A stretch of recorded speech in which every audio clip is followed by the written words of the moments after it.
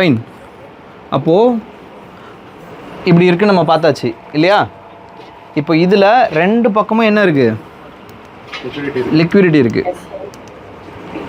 Market என்ன பண்ணும்? Sometimes மேலே இருக்க லிக்விடிட்டி எடுத்துகிட்டு கீழே போயிடும். அப்போது மேலே எஸ்எல் அடிச்சுட்டு கீழே போவோம். சம்டைம்ஸ் கீழே லிக்விடிட்டி இருக்குன்னா கீழே லிக்விடிட்டி அடிச்சுட்டு மேலே போவோம். அப்போது நம்ம ஆனால் எல்லோரும் என்ன சொல்லி தருவாங்க? மார்க்கெட் எந்த பக்கம் பிரேக் பண்ணுதோ இப்படி பிரேக் பண்ணிச்சுன்னா இப்படி போங்கன்றுவாங்க, இல்லை இப்படி பிரேக் பண்ணிச்சுன்னா இப்படி போங்கன்றுவாங்க. பட் தட் இஸ் ரைட் வேவா? ரூல் படி நீங்கள் கூகுளில் எடுத்து எனக்கு சேனல் பேட்டர்னு போட்டிங்கன்னா அது கரெக்டாக சொல்லும். இப்படி பண்ணால் இப்படி போ, கீழே பிரேக் பண்ணால் கீழே போன்னு சொல்லும். Then why we need mentor? கரெக்டாக அது கூகுளில் பார்த்தீங்கன்னா படிச்சிக்கலாமே. But we should know this. Liquidity இருக்குது, லிக்விடிட்டி கிராப்பிங்னு இருக்குது, ஸ்வீப்னு இருக்குது. ஒரு பணத்தை நான் லிக்விடிட்டி உங்களுடைய எஸ்எல்ல அடித்தாதான் அந்த பணம் எனக்கு வந்து சேரும். அப்போ தான் நான் அந்த பணத்தை நான் யூட்டிலைஸ் பண்ண முடியும். அப்படின்னா தான் நான் எஸ்எல் அடித்த பணம் ப்ரோக்கரேஜில் போய் விடும், நான் என்ட்ரி போட முடியும். எனக்கு சிம்பிள் ஒரு கான்செப்ட் நான் சொல்கிறேன். எனக்கு 1 கோடி ரூபா பணம் வேணும், ஓகேவா? எனக்கு 1 கோடி ரூபா பணம் வேணும். ஆனால் அந்த 1 கோடி ரூபா பணம் என் கிட்டே இல்லை, உங்ககிட்ட தான் இருக்குது. நான் எப்படி சம்பாதிப்பேன்? ஒன்று உங்களை அடிச்சு போடணும், இல்லாட்டி கெஞ்சு போடணும். கெஞ்சினா தருவீங்களா? தரமாட்டீங்க. அப்போ நான் அடிச்சு தான் போடுவேன். அப்போ நான் என்ன பண்ணுவேன்? உங்களுடைய எஸ்எல்லாம் ஹண்ட் பண்ணுவேன். அப்போ உங்களுடைய எஸ்எல்லாம் என்ன? பணம். எஸ்எல்ன்றது என்னது? விற்காமல் நீங்கள் சேஃபாக வச்சுருக்க பணம். கரெக்டாக? இங்கே நீங்கள் எஸ்எல் வந்து ஒரு 10,000 ரூபாய்க்கு நீங்கள் எஸ்எல் வச்சுருக்கீங்க அப்படின்னா அது என்னது அர்த்தம்? உங்கள் பணம் இங்கே சேஃபாக இருக்குன்னு அர்த்தம். நான் இப்படி வந்து ஹண்ட் பண்ணிட்டேன்னு என்ன ஆயிடுச்சு? நீங்கள் செல் பண்ணிட்டீங்கன்னு அர்த்தம். இதை விற்றுட்டீங்க. நீங்கள் விற்றுட்டா நான் வாங்குறதுக்கு ரெடியாக இருப்பேன். வாங்குறது யாராக இருப்பேன்?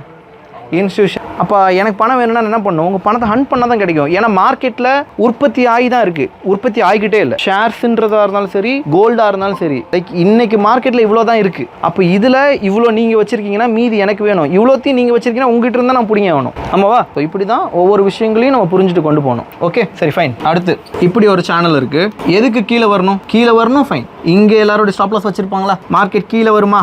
அடுத்தது இப்படி போகிறப்போ இந்த ஸ்டாப் லாஸ்லாம் இது எடுத்துருமா? ஆமாவா? திருப்பி கீழே வரதுக்கு இங்கே எல்லாரும் ஸ்டாப் லாஸ் வச்சிருப்பாங்களா? திருப்பி எல்லாரோட ஸ்டாப் லாஸ் இங்கே இருக்குமா? சேஃபாக இருக்கா? திருப்பி மார்க்கெட் கீழே வரப்போ இந்த ஸ்டாப் லாஸ் இருக்கா?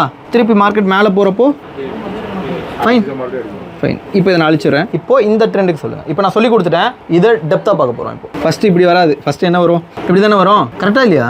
இப்படி வரும் மார்க்கெட். உடனே இப்படி வந்த உடனே இப்படி மார்க்கெட் ஃபஸ்ட்டு வருதா? இங்கே எல்லாரும் எஸ்எல் வச்சிருவாங்க. இந்த பாயிண்ட் எல்லாரோட எஸ்எல் பாயிண்ட். அடுத்தது இப்போ மேலே போகும்போது எல்லாரும் இங்கே எஸ்எல் வச்சிருப்பாங்க. அடுத்தது இங்கே வரைக்கும் வந்துட்டு ரிட்டர்ன் ஆகிடும் மார்க்கெட். அப்போ எல்லாரும் எஸ்எல் இங்கே வைப்பாங்க, கீழே போகுதுன்னு.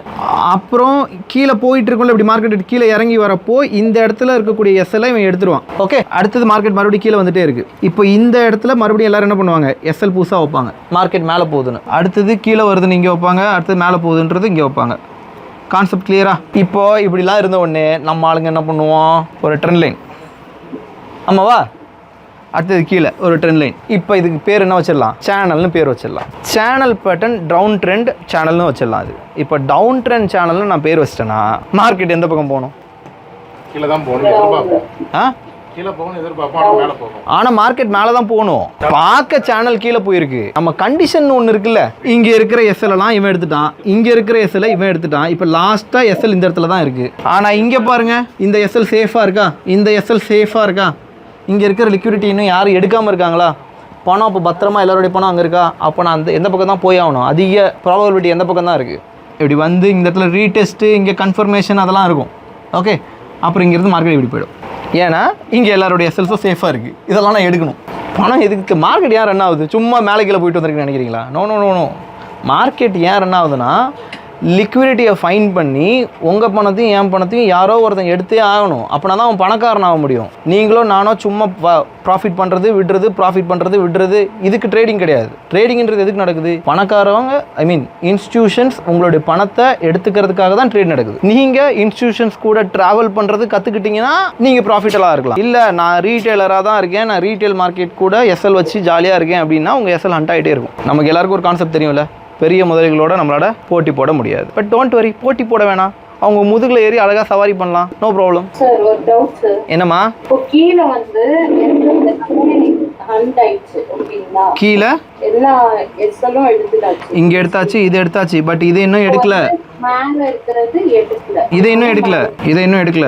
மார்க்கெட் இப்படி இருக்கா? இங்க போக வேண்டியவன் நான் போட்டது அப்படி கரெக்டா அக்யூரேட்டா இந்த படத்தை போட்டிருக்கேன். இங்க இருக்கிற மாதிரியா மார்க்கெட் இருக்கும்? இப்படி போயிட்டு இந்த இடத்துல ஒரு பாடி வச்சு ஒரு ஸ்வீப் விட்டான்னு வைங்க. ஸ்வீப் கீழே விட்டுட்டானா அங்க இருக்கிற மொத்த எஸ்எல்லையும் எடுத்துட்டா மார்க்கெட் இப்படி போகுதுன்னு அர்த்தம். ஒரு சின்ன பாயிண்ட் தான், ஒரு சின்ன கேண்டில் ஆன்சர் பண்ணிடும். அந்த ஸ்வீப்புக்கு நம்ம பேர் என்ன தெரியுமா வச்சிருக்கோம்?